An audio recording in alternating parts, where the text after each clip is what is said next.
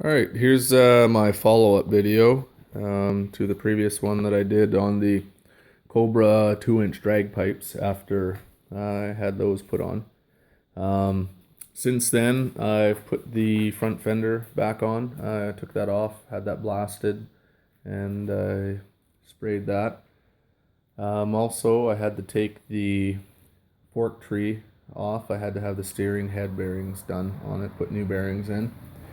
Well, that was off. I had the fork tree powder coated. You can see black there. Um, Also took off the stock blinkers that were on there, the big chrome ones that stuck out quite a ways, and put those little LED ones on. They are just some cheap ones I got off eBay. I think they were all of $6 or $7. Also, these aluminum fork clamps, the 41 millimeter for fitting on this bike.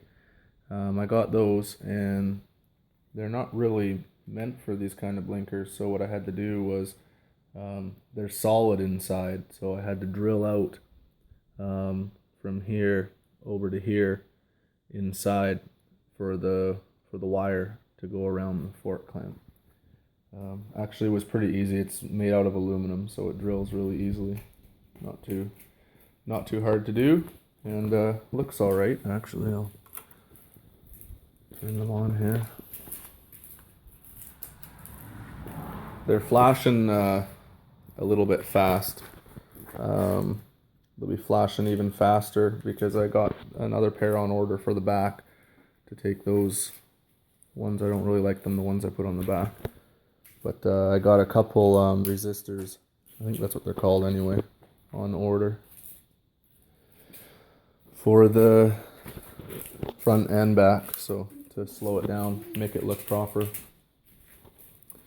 And also since then, these are Suzuki Intruder shocks. They come off of, I think it is like a 98 to a 2004 Suzuki Intruder. They measure pretty much exactly 11 inches eye to eye. Drops the rear of the bike right down. If you saw the previous video, you would see there's a big gap in between the top of the fender and the tire. And that's, I think that's pretty much it. Well, I took the sissy bar off, obviously there. And one thing about taking the sissy bar off is it leaves kind of a gap there. I just got 2 chrome spacers and put them in there. There's actually a couple kits. There's actually a factory one. Some of them came without the sissy bar on the back, and there's actually a piece that goes in there and fits in there. But actually, the way it is right now, it leaves a bunch of holes where there was bolts going through. So I guess the next mods that I'm going to be doing to this is taking off the rear seat on there and relocating the relays that are there and the wiring and putting them, I'm hoping I can get them to fit under this front, under the seat there.